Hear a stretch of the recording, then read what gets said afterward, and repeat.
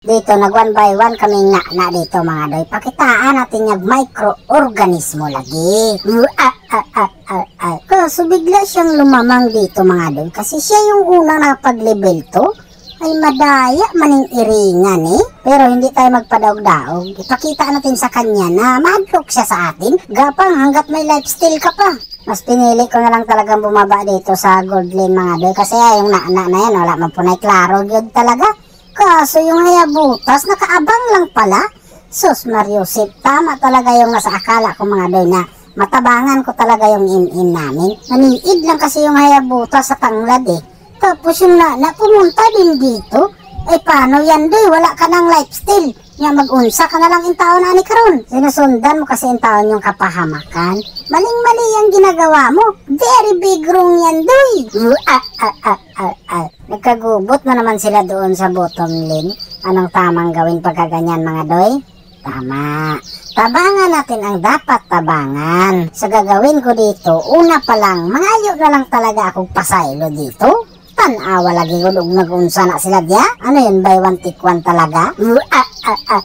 Ayaw ko naman sana talagang patulan yung Rafaela dito mga doy kasi nakapag-chat na ako. Pero ang hindi ko lang alam, bakit ako napunta doon? Ano yun, kusa na lang nag-desisyon tong Lunox na to?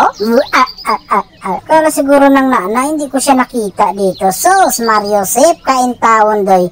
Napakasayang ng effort mo. Hindi ka pwedeng maging asset. Nagtatago ka na nga lang. Nagpapakita ka pa. Ano yun? Maling-mali yan, doy. Very big wrong. Nililinis ko muna yung mga daanan ng mga bakukang namin dito. Kaso nagpakalit man yung iretail. Nag-flicker din siya. Kaya yung flicker ko rin mga doy, tinulod ko rin talaga. Sus, Mariusip, ina-underestimate nyo naman yung kaimtang ko. Sus, dumating pa ang Hayabutas. Ano ba yan? Kunin nyo naman yung kahimtang ko, please. Mas pinili ko na lang talaga ditong bungkagin yung tore nila dito mga doy. Kasi nawa na rin talaga in taon ako. Pigilan nyo naman in taon ako. Parang awa nyo naman in taon. Tapos yung Hayabutas dito, nag-shadow boxing lang. Pinaghandaan ko na yan, doy. Lahat ng kapahamakan, napaghandaan ko na yan. Sobrang taas ng pangarap in tao ng nana. Gusto talaga niyang makaguba din ng tore mga doy. Saan ka punta doy? Huwag ka nang dumalagan. Pasalamat ka, may lifestyle ka pa dyan. Tapos yung Hayabutas dito, nag-shadow boxing na naman.